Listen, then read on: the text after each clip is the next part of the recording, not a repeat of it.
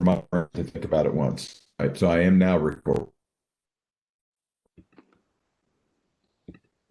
All right. The first seven verses are kind of introductory, a statement of purpose involving multiple, probably about 11 aspects of learning that God, I think, wants to impart to us. He talks about wisdom, instruction, understanding, justice, judgment, equity. And it didn't put up the second of those seven. Let me go back to that. He deals also with subtlety and the learning and the process. But that first section really just deals with that, kind of setting up a purpose. And we talked about that, the purpose of imparting wisdom and learning and understanding. He just uses a bunch of different words to describe different aspects of that. Following that, you've got a section that is from verse 8 all the way through chapter 9, verse 18, that has 17 different sections within it, all starting with my son or ye children, a statement similar to that, where it is establishing a little more in depth the idea of the purpose of what he is attempting to get across, in particular, writing very specifically or even generically his son or a son. Uh, Prominent in those lessons is what we talked about last time. There's going to be these symbolic women, especially when you get into chapters 5, 6, and 7. The symbolic women of wisdom versus the woman of folly, or the virtuous woman versus the strange or the foreign woman. And in those passages, especially look at 5, 6, and 7, there's just such a direct application to actual women and the danger that a young man could fall into when you look at the statements that are made regarding be careful. He says, I was looking out my window and I saw a man who was simple, or a young man who was simple on the streets. And you have that adulterous woman approach him and starts making an appeal to him. And so it looks very much like a physical description of reaching to try and trap this man, which it has a very direct application that way. We use that a lot when we're teaching in some of our marriage seminars about the importance of putting up hedges in your life. But he's probably still, main point, still dealing with the concept of wisdom and folly, and the same attractiveness that a adulterous woman would have, the same promises of wonderful results, and secrecy and protection and benefit, are the same things that the woman of folly or folly itself would be making an appeal on. And so I think he's using a very strong physical example to help us see the danger. And so that whole section, when you get all the way up through about chapter 9, verse 18, it's dealing with all of those 17 statements, my son or you children, and then the instructions, please listen to what I'm saying, is what the father says. Then you get into the section of starting at about 10:1, all the way through verse 16 of chapter 22. There is no specific theme. So this is what makes Proverbs difficult, I think, to study. It's even Job, wisdom, has a chronology to it. With the Psalms, you can put the Psalms not in an exact chronological order, but you can put them in a fairly close chronological order based on the things that David is talking about and the things that are happening in his life. When you get to Proverbs, and then of course Song of Solomon, as difficult as it is to look at that book, it's written in a start to finish. Proverbs, we hit this section, chapter 10, all the way through chapter 22, no specific theme at all. And so that makes it challenging. It's just a bunch of individual proverbs, most of them only lasting one or two verses. A bunch of individual proverbs, a lot of these little pithy sayings, a lot of couplets that are used in that section, either supporting, as we talked about, or contrasting assertions, but no relation to context. So when you go from Proverbs and you're reading through the chapter like we did this time, we were looking at chapter 12, 13, 18, 21, and 29, because they had some things to say about words, but they had a lot to say about a lot of other things too. And there's no connection sometimes at all in those Proverbs. And so because of that, I'm going to be looking at these things in a topical approach now for a while in Proverbs. And that's going to cause us to go randomly, because it's not just that chapter 10 deals with words and then chapter 11 deals with money. There's going to be just bunches of Proverbs in multiple chapters that deal with all these different, how many short individual Proverbs there are. We cannot possibly cover all the ones. Like tonight, we're going to be looking at 5 chapters. That doesn't even hardly touch all Proverbs that say something about words that we speak, but it gives us a good gist of the direction that he's trying to take us. And that's what we want to do with all of these topics. So hopefully that makes sense as to why we want to approach it the way that we do, because we and family and the words that we say and those kinds of things, because God deals with those in Proverbs, trying to give us wisdom regarding the idea of daily life. And so this one is looking at words. So I'd start you with this. How would you finish that sentence? The type of person or situation that challenges my ability to speak wholesome words is. Where do you find the biggest challenge in being able to only speak the way you should speak? I'll give some other people a chance first, and then I'll jump in, because mine, for me, it's easy for me to identify. When another person verbally attacks me, good. Yeah, that's difficult, no question. An angry person, frustration. When someone is disrespecting me, absolutely.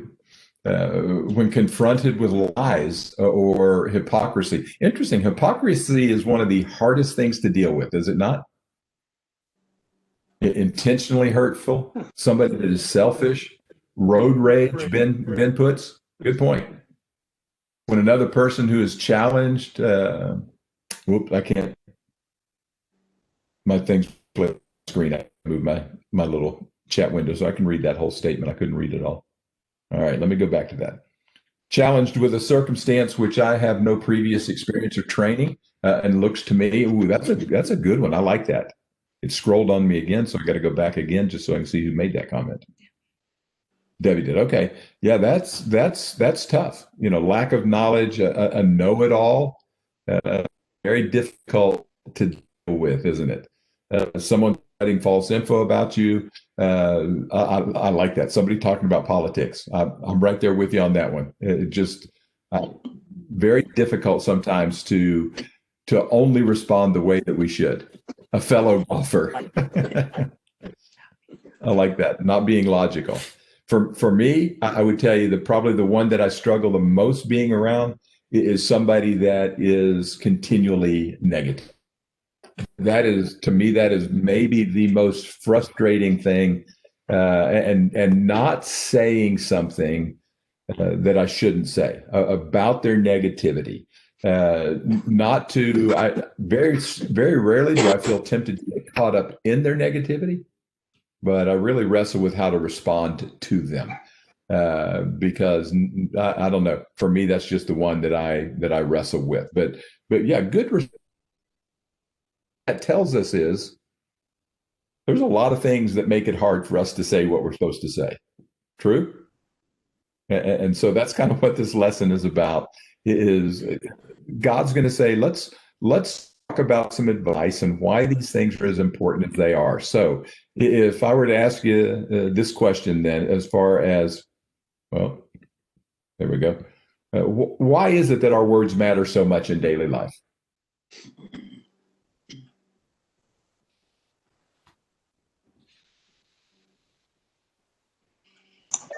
Well, Why sometimes is we it can so important? communicate. Sometimes we communicate without words, like with gestures and stuff like that. But most of all of our communication of our ideas is with words.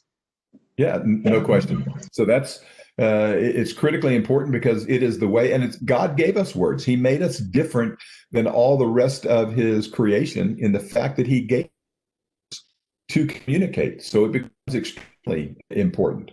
Rob put they judge us. Yeah, no question about that. Why do they matter?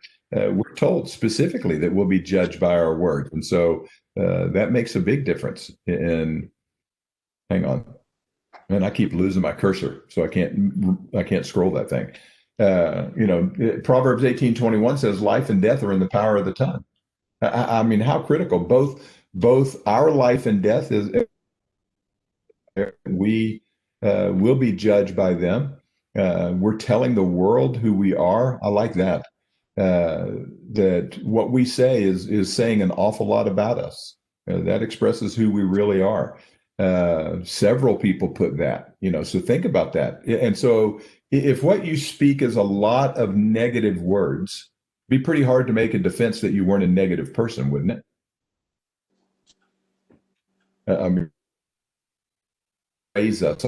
Each betrays us, similar to the way that did, in the scriptures. That was based on an accent or the words and phrases they were using. But still, it's like you can claim whatever you want. When we first Missouri, I've never thought that I had much of a Southern accent, if really any Southern accent at all. But we moved to Missouri, and we're hardly even there. And immediately people are saying, "You're from the South." It's like, wait, what do you mean we're from the South? Well, it's mainly because we said y'all all the time. So we didn't have a big drawl when we spoke normally, but we said y'all. Speech betrays us. And so people see that and they understand. So it does become critically important how we do that. We can, guide a person. I like that, Debbie. We can guide a person the right way or lead that person astray. So we're responsible for the direction of others as well when we speak words. No question. So thinking about all of those things, what are some of the benefits in these 5 chapters of Proverbs of wise words? What were some of the benefits that were listed? And then we're going to read some of those Proverbs specifically. But what were some of the benefits that were listed? Words declare righteousness. Other benefits. Favor from God. They can either uplift or destroy another person. And obviously, if we're talking about the benefits of wise words, it would be the uplifting of people. The other side of the equation, of course, is where we would go next. The wrong words can certainly destroy another person. Brings healing. Absolutely. That was one of the other things that was mentioned. Good words bring healing to people. Keep your soul from trouble. It escapes, helps us to escape trouble. Protects the heart. They're a fruit that is born, and a fruit that he says will satisfy and fill our lives as well. Yeah, no question. Just look at some of the things he says here. They provide good things and healing and of life. They keep our soul from distress. So he's saying, all right, so good words have these incredible benefits. Look at some of these things that are said in those proverbs that we looked at. By fruitful speech, a man is filled with good things. These are all out of Proverbs 12. By fruitful speech, a man is filled with good things, and the work of his hand returns to him. A fool's anger is known at once, overlooks an insult. He who speaks the truth declares what is right. A false witness speaks deceit. Speaking rashly is like a piercing sword, but the tongue of the wise brings healing, as was indicated by several. Truthful lips endure forever, but a lying tongue only for a moment. In Proverbs 13, from the fruit of his lips, a man enjoys good things, but the desire of the faithless is violence. He who guards his mouth protects his life, but the one who opens his lips invites his own ruin. Teaching of the wise is a fountain of life, turning one from the snares of death. A faithful envoy brings healing.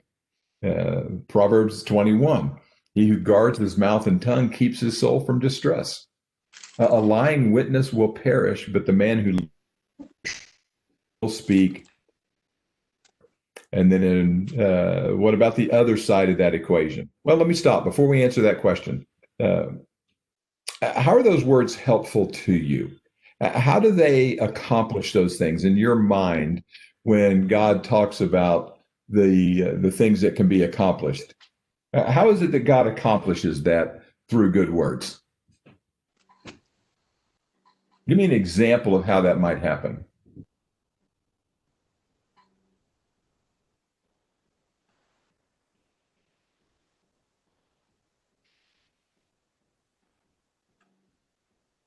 Good words make you more positive in a negative. Absolutely. Great point, Mason. When I talk about the negativity, we know how discouraging it is for somebody to be negative.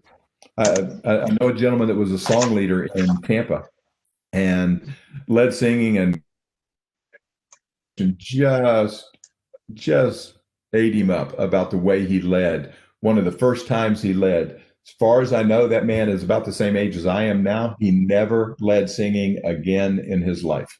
Now, I'm not saying that's necessarily the proper response, but it was the discouraging words of somebody else that did that to him. So no question, it can provide great encouragement.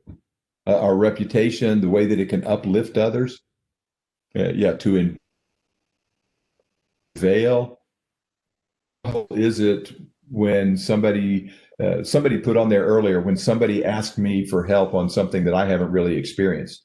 But what about when somebody offers help who has experienced what you've experienced? Okay. I mean, how incredibly beneficial is that for somebody to say, look, I've been there. Whether we share it all with them or not, like we're holding things back from Mason and Taryn, teenager, and then give them the full information. But no, I mean, how helpful is it? As parents, how helpful is it when parents give you advice and say, look, here's something you're going to experience. Lift our own spirits. Yeah, absolutely. Thinking on good things and speaking good words and encouraging somebody else helps me as well. It doesn't just help them. No question about that.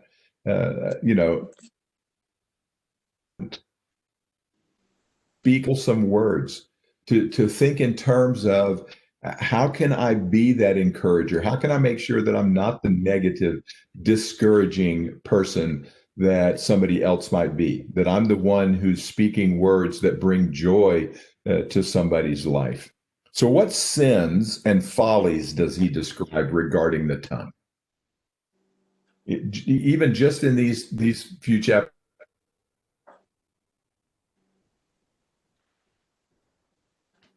And regarding words, we're talking about. So sins of the mouth that he described in these 5 chapters that you came across. And if you didn't get a chance to read 5 chapters, just sins of the tongue that exist that God speaks against. I didn't. Somebody's got to translate that one for me. Sinful talk, lying lips, absolutely. Other sins. Speaking rashly, yep.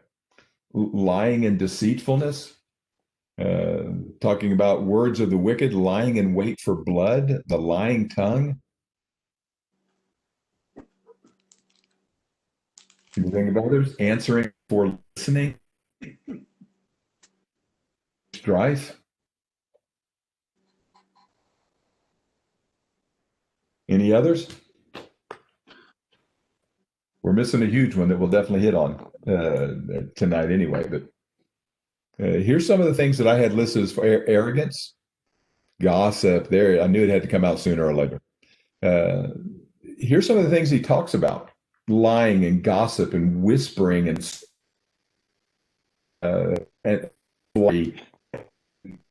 profanity, but the things that we say about somebody, cursing them. It's kind of interesting. We only looked at these 5 chapters. That's all that was included in this lesson, and didn't touch Proverbs 6. If somebody's got a Bible there, turn to Proverbs 6 and read verses 16 through 19 for us. That's one of those. You remember we talked about that whole poetic device that is used for emphasis. One of the 6 things, 7 things statements. So somebody turn to Proverbs 6, and when you get there, if you'd read verse 16 to 19, unmute yourself and read those for us. I've got it if you want, Mark. Okay, yeah, go ahead. That'd be great. There are 6 things which the Lord hates, yes, 7 which are an abomination to him: haughty eyes, a lying tongue, and hands that shed innocent blood, a heart that devises wicked plans, feet that run rapidly to evil, and a false witness who utters lies, and one who spreads strife among his brothers. So it's kind of interesting. So when God says there's 6 things that I hate, or he says, for emphasis, there's actually 7 things that I hate, how much of it involved the tongue? It's kind of interesting, isn't it? He talks about a lying tongue. He talks about a false witness. He talks about one who breathes out lies, one who sows discord. 4 out of the 7 things deal with things that we say or ways that we say them. And within these Proverbs that we looked at, look at some of the results that he says come from these kinds of statements.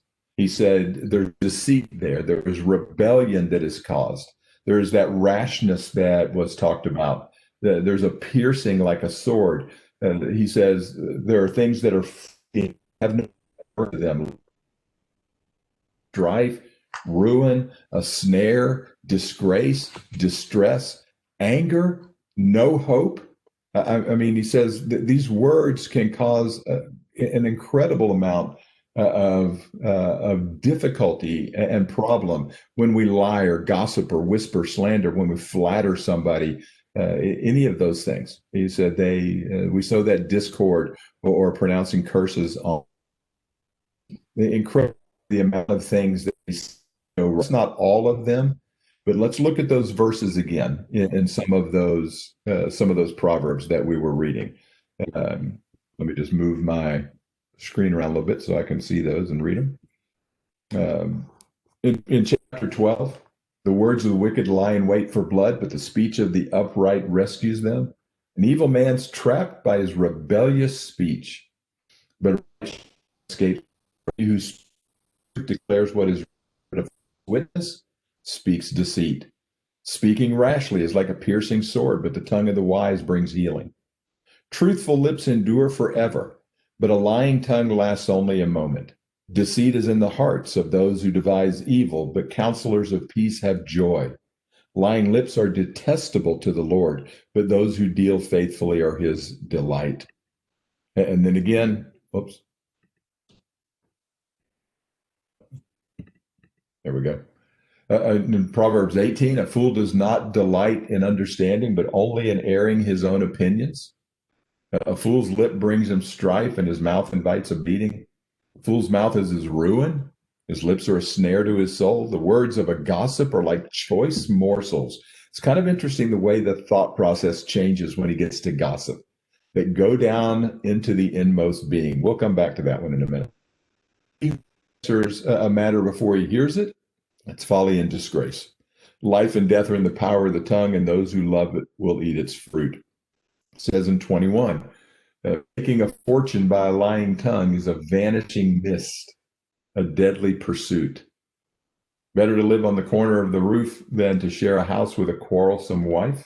Better to live in the desert than with a contentious and ill-tempered wife. He who guards his mouth and keeps his soul from distress. A lying witness will perish, but the man who listens to truth will speak forever. And so in chapter 29, a man who flatters his neighbor spreads a net for his feet. Mockers inflame a city, but the wise turn away anger. A fool vents all his anger, but a wise man holds it back. Servant cannot be corrected by words alone. Though he understands, he will not respond. Do you a man who speaks in his hope for him? There's going to be more hope for a fool than for him. I mean, those are strong, strong words about how much impact our words have. So give me an example, a real life example, without naming anybody in the room. Give me a real life example of words that you have seen somebody in any categories. That's not really one of the questions on there.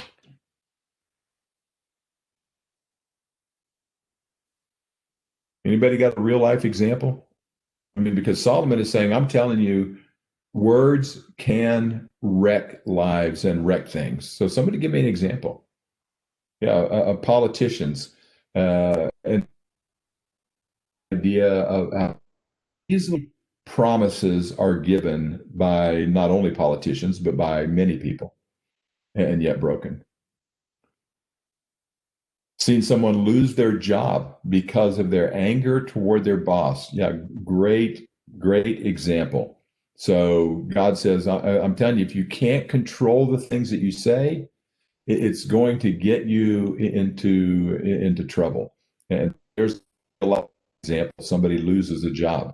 I've seen somebody lose a job because of something that somebody else said that was not true. Others.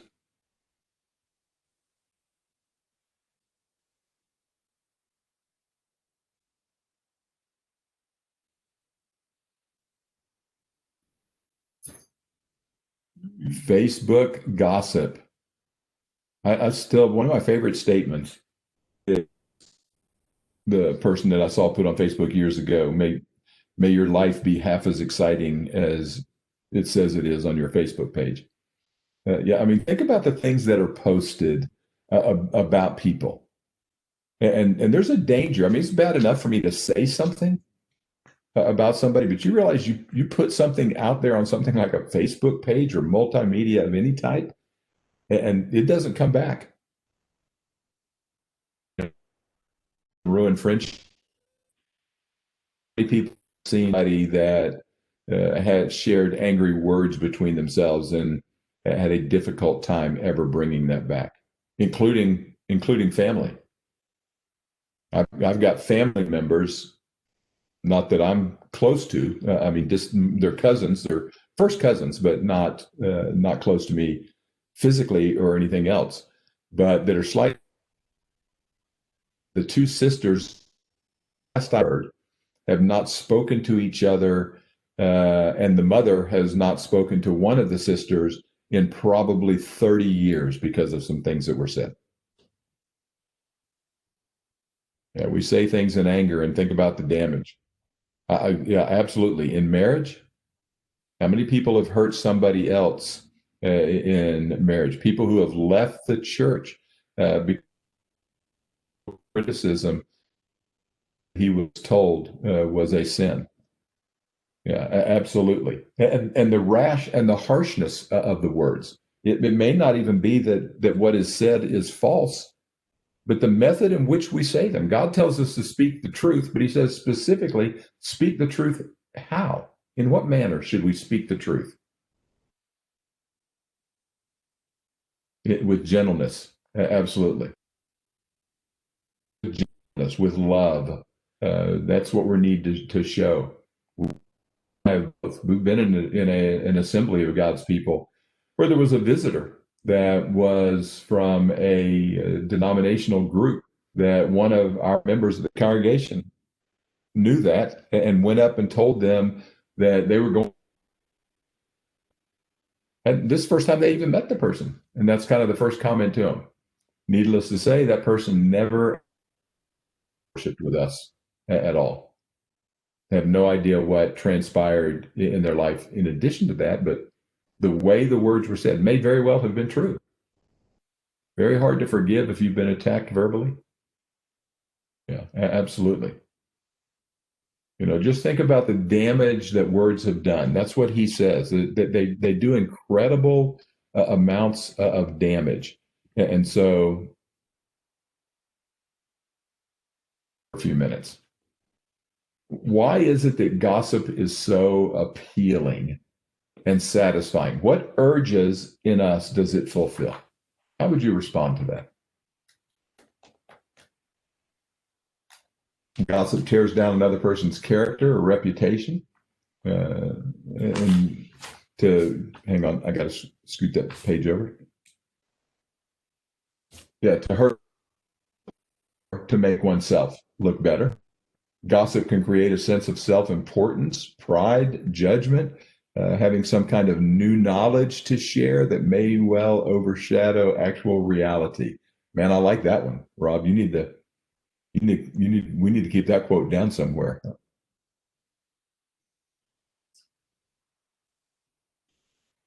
Insecurity in ourselves makes us feel important to gives us cheap connection with others, makes us feel a part of something or some group. Isn't that interesting? And the writer of Proverbs here, Solomon, described it how? He said, it's like choice morsels. Think about that. Somebody tell me your absolute favorite food to taste. In other words, if you could say, if I could have just one that I'm most taking the first bite of, chocolate, as long as it's dark. Steak. Judy says sweet tarts. Thank you, Ken. I was hoping somebody would be brave enough to list the good one. Spam. HEB's chocolate fudgy cake. I like that. That's pretty specific, Taryn. I like that. Peanut butter. Cheese. And so what sensation do you get when you take the first bite? What is it you think about? A donut? Yeah, the endorphins that are released. Yeah, I mean, just the extreme pleasure that is associated with that. I mean, when you think about it, the second bite, you just think in terms of how special that is when you think, man, I can't wait to just take the first bite of that, to unwrap it and take a bite, or to cut that steak and take a bite, or whatever it is. That incredible taste, and you're salivating and you just think that is just wonderful, and it's hard to beat that first bite because of the anticipation and all that goes with that. As that's the problem with Christmas cookies. I like that one. The idea of that first bite. He says gossip is like this. Oh, Christie's. I thought it said Christmas. I'm sorry. Christie's cookies. As long as that was not a reference to no bake, Jalen, we'll accept that. Otherwise, I'll have to find a way to strike that comment. First bite of summer watermelon. Solomon says it's just like that. He says gossip just makes us salivate. It makes us just have that incredible desire. There's an urge in us. And like people said, maybe it's to be the one that has the knowledge. Maybe it's to make ourselves feel better. Maybe it's to make a connection with somebody in a different way. We just want to be able to spread news. I want to be the one who has the information and to share that with somebody. Yeah, no question that it has an appeal, but it shouldn't have that kind of appeal, should it? But it does. It causes us to think that way. So what exactly would you say gossip is? How would you describe gossip?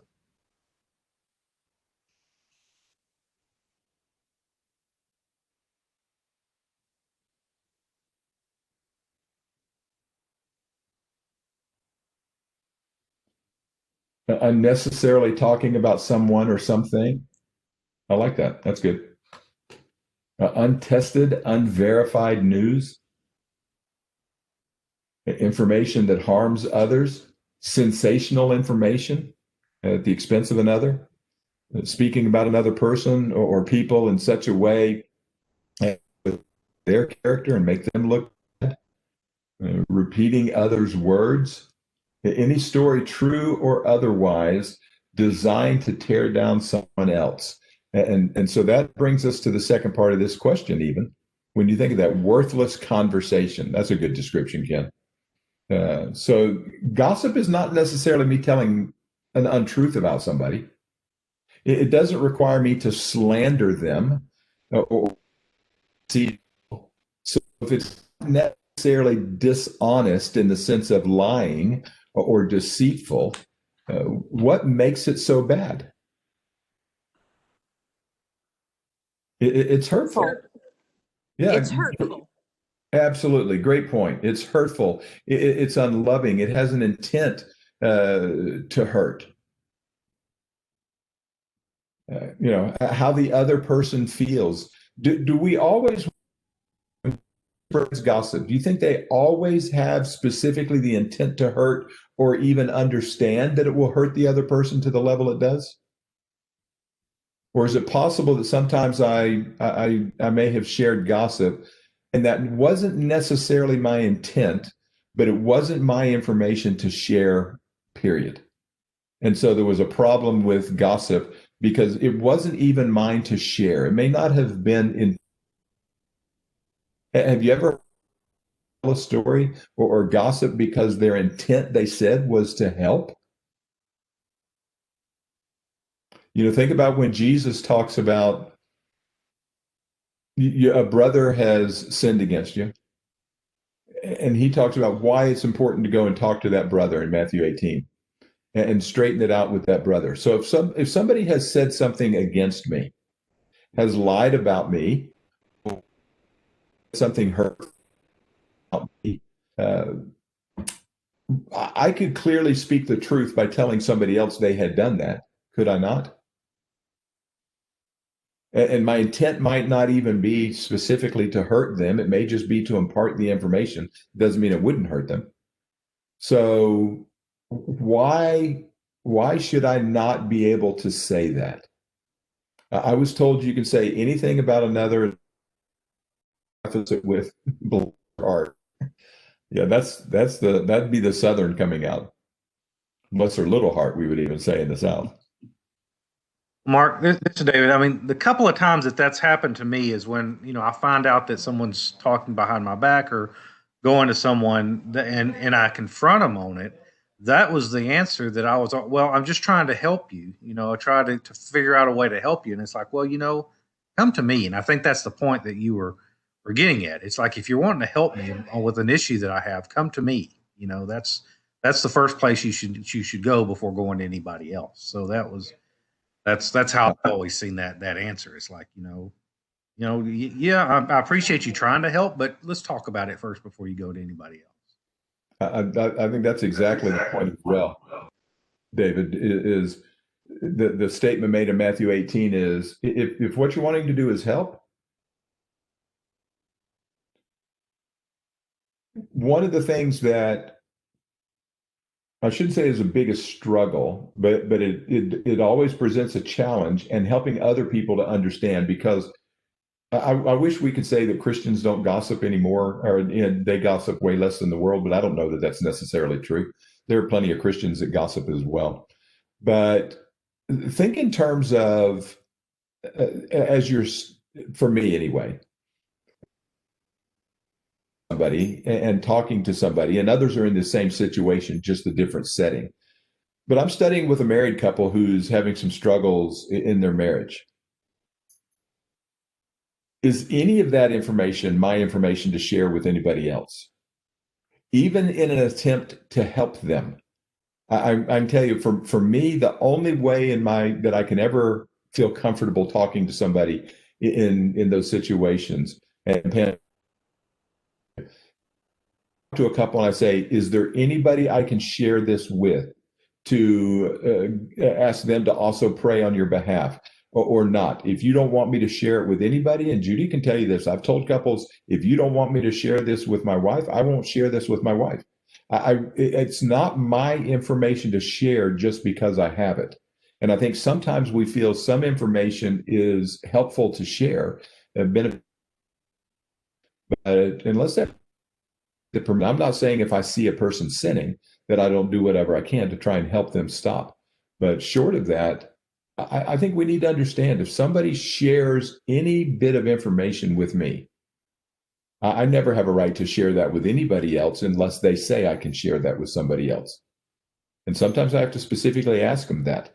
It could be good news, bad news. It doesn't matter. It's their information. So whether its intent is to hurt or not, gossip hurts most of the time. Anytime we're sharing, whether it's slanderous or not, it can be absolutely true. If all I do is tell you, hey, did you know brother so-and-so and his wife are struggling? What right do I have to share that information at all?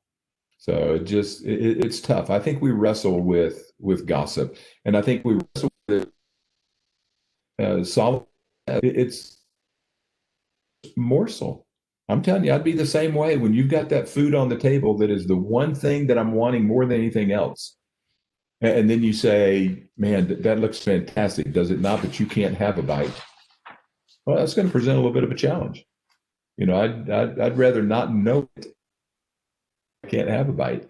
I think gossip is that way. He says it's just a choice morsel, and it just goes down so smoothly. It tastes so good, and we need to work on that. We need to as Christians, just really make sure. So, what's the best advice you could give yourself or someone else to help you better control your words? This is Debbie Walters, and Yes. this is what I tell the women when I teach women's classes. And this should go for men too. Every night you should look in the mirror, stick your tongue out, and if there aren't teeth marks on it, you weren't a good person that day. You have to hold it in. You need to bite your tongue. Bite your tongue. How hard? Yeah, I mean, how hard is that to bite the tongue? And we'll ask that question in a moment. Yeah, Larry put the golden rule. Consider how it would feel to receive the same thing that you're about to give, that information. How would you feel else to receive that kind of information about you, or you to receive that information? I mean, does anybody ever remember? There was a cartoon that was put out by Bob West. Ken, you may remember these with your Florida ties. You remember Bob West cartoons on Theophilus? Okay. One of my favorite ones was he had this guy that had this gigantic mouth. It was always just like a comic strip of about 4. And this guy was just blabbing. His mouth took up his entire head. His characters were just kind of a rounded square head on stick legs and arms. But this one's mouth took up almost his entire head. And he was just blabbing about several different things. And then he said to the person he was blabbing it to, because you could only see the other person from and just past their eyes like this. So you're looking at them from the side, you could only see just behind their eye. And he said, there's something about you that I really like. And then the last picture allows you to see the whole profile of the guy, or the side of his head. And his ear was as big as the other guy's mouth was. I just thought that was such a great job on portraying that, because if Christians want to stop, we need not only to bite our tongues, we need to shut our ears and let people know that our ears are shut. And that's every bit as difficult. Solomon talks about hearing things as well. Proverbs 29, someone who speaks in haste, more hope for the fool than for that person. But when somebody starts to tell you anything that's a morsel, how helpful would it be if we were, before you tell me that, does the person that you're sharing this information know? Have they told you it's okay to share this? Do you want to share that with me based on that? Do you mind if I talk to them about the information you've shared? whatever else it is, if I'm helping them understand, my job is not only to bite my tongue, as Debbie says, which I agree that is true. My job is to control my mouth, but my job is to help my brother. And if I can help them by not listening, that becomes important. Think before you speak. Well, I wish you'd have given me that advice about 30 years ago, Ken. I worked, well, Judy looked at me like I was talking about my marriage, but that's 43 years ago. So at least I'm not guilty of that blunder, making that mistake. I worked with a gossip and used to stop him and ask, hang on, I got to move my sheet again. Does this impact my life? I like that question. I like that. Tell me why you're telling me. What's your reason? How's this going to make my life different or better? Yeah, good point. So it becomes important. So just for the last couple minutes, somebody just tell me, why do you think we wrestle with that so much? James 3, verses 3 through 8 gives that incredible description of the rudder on the ship and the fire and the bit in the horse's mouth. And why is it so difficult to control the tongue?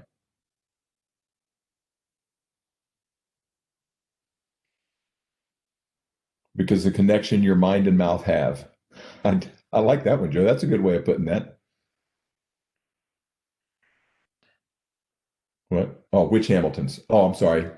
I said Joe. I was thinking it said Hamiltons, but is that Stephen or Samira? Well, I do like that anyway, regardless who it came from. Better to remain silent and be thought a fool than to speak and remove all doubt. No question. Yeah, Satan.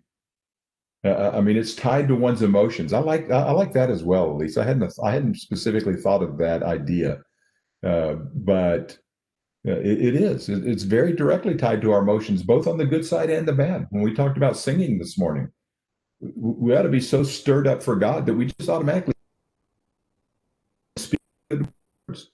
But it works the same way when it's the emotions go the other direction. Sometimes our mouth works faster than our brains. Yeah, absolutely. How about with a lot of the things that we say? How about if I start with the blessed are the poor in spirit that Jesus talked about in Matthew chapter 5? And if I don't think as much about myself as I do and don't think more of myself than I should, maybe I'm not as bothered by some of the about me. Jesus' remarkable ability to control his tongue, did he not? And they said some pretty awful things about him.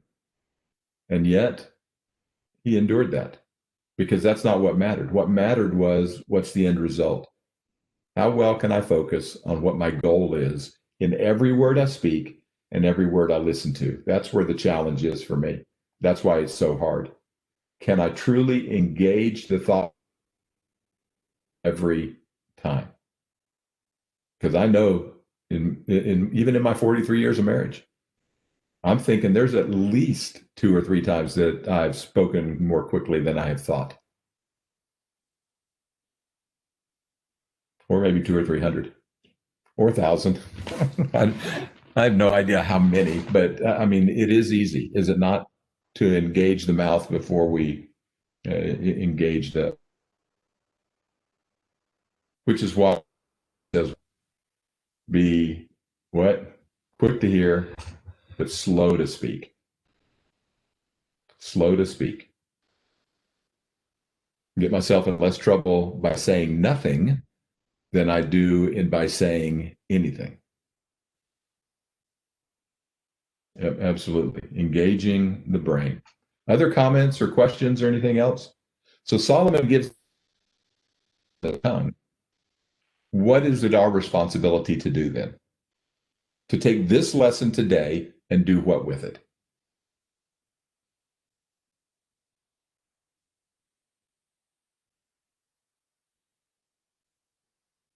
Because we all acknowledge it's an issue. Yeah, there you go. Apply it, live it, reapply it.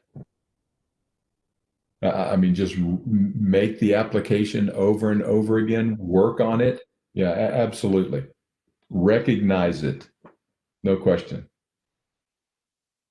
No question. allow only good things to come out of my mouth. Yeah. Don't don't talk to anyone. There you go.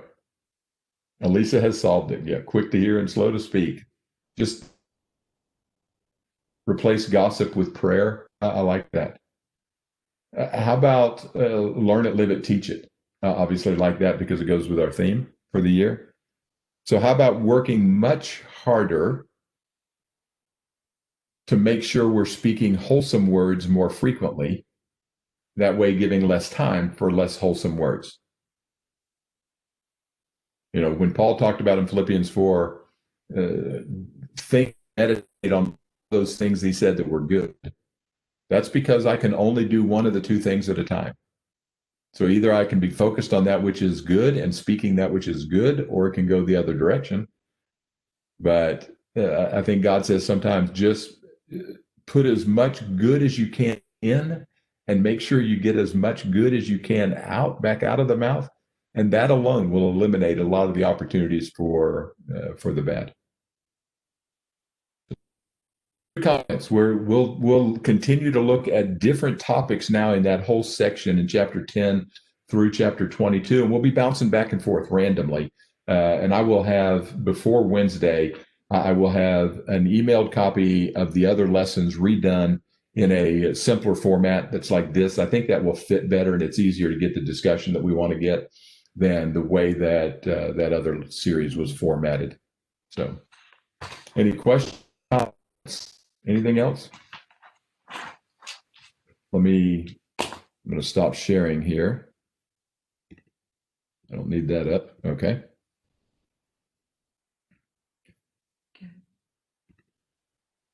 So we ended up with 23, or at least that's what we've got right now. So, but 23 different devices hooked up. So that's good. No comments at all? Anything else? Ken, for Proverbs 17, he who blesses his friend with a loud voice early in the morning, it will be reckoned a curse to him. So I'm thinking it's that early in the morning part you don't really care for, or that he doesn't care for, Ken? Okay, because his mother always awakened him with a good morning. Hey, it could be worse. Ralph's dad used to throw a pack of firecrackers in his metal garbage can in his bedroom. He wasn't up on time.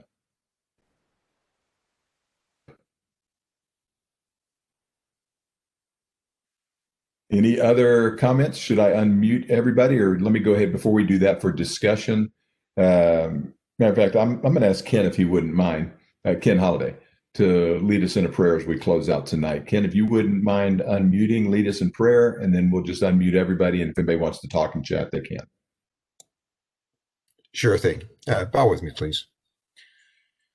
Dear Lord, we're so thankful for all of the blessings that you give us each day. We're thankful for this time that we've had to look into your word, to consider some of the wise things that you've told us about how we should live our lives.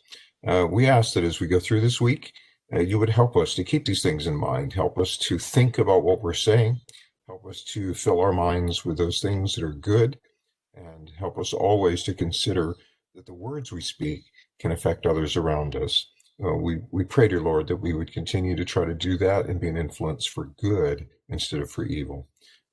Be with us always. Forgive us when we do wrong. We pray in Jesus' name. Amen. Amen. All right. I'm going to unmute everybody so you can talk. And if you want to mute yourself again, you can do that. Is it time to gossip now? Well, yeah, we need to wait till whoever you're going to talk about signs off. Okay, whoever signs off first, watch out. So if they're there, we can say things about them. And it's like, Carol, you're muted. I hit unmute all, but a bunch of people are still muted. So I was saying that I heard you use slice and bake cookies. I didn't say that. Do not. But you know what I really like? I like it when Jalen's in this class because he says nice things. I'm going to give him some extra cookies. He better get there first on Wednesday night. Mark tried to take the glory away by saying I know, Christmas. I thought it said Christmas cookies. I wasn't even going to give you credit for it. But it said Christie's cookies. changing the subject a little bit, don't forget about the rocket launch here at 6:27. What rocket launch? What? SpaceX is going to do it again. Thinking we do not watch the news. Who said that this morning? I don't know. I watched the news several Was years that ago. Ken, did you say that this morning? I watched the news broadcast back in about 2006, I think it was, but Things haven't changed much since then. I know it. Still ugly. It's like I need to go look at something. it's like watching a soap opera. You can go away from it and come back a few years later and pick right back up. Yeah. For me, it's less aggravating if I read the news rather than watch the news. I'm just saying. Yes. Yep. That's how I roll. Well, yes. Everybody's afraid to be the first one to go. We're leaving because I got to cook sausage. Look at that later. What? We were waiting to talk about the rights. Bye, rights. Bye. See you later. We're headed that way. Family's going to be unhappy when they hear it. We're down to about half. Yeah. Hey, Hal. Hey, I sent you an email about the mic on the podium. If you get a chance, take a look at it. We'll work on it or together, see if we can't figure something out there. I just saw before we got on this evening, so I'll send you an email back or whatever. So yeah, appreciate it. Okay, yeah, that'd be great. Why don't we just clip all three of them together and just have them all three there? Well, I think we have to just put lots of them so it looks like one of those speakers microphones, when they have the guy that comes out and does the the news release. Yeah, make it look like a press conference up there. When was it going off? 6:27. You said the launch is 6:27. Set up. Yeah.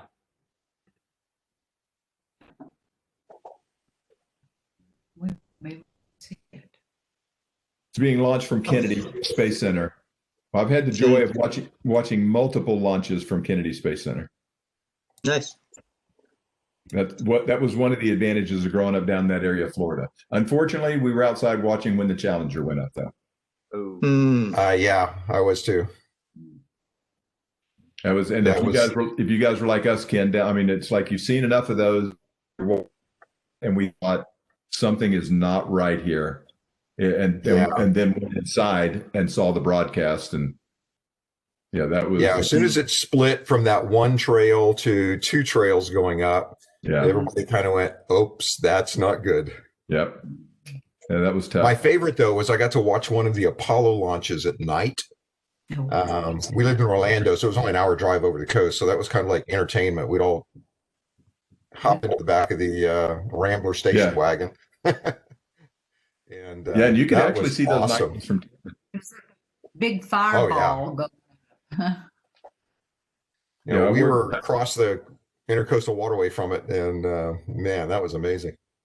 I did some design work for an engineer in Tampa that had tickets and asked me to come over to the VIP launch section the one time. Oh wow, cool, pretty awesome. Where you can feel the they go by you. That's it gets from noise. Of course, there are a lot of people that are experienced by preaching that say the same thing.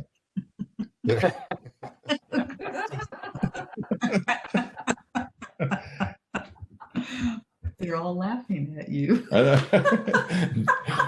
shocked that everybody was laughing at me after that comment. It's not gossip if you say it yourself, right? It was with you. It was with you, not at you. That's funny. But all right, Mark, you're still recording, so you might want to. Yes, thank you. Well, I can show. What is the saying? It takes a village.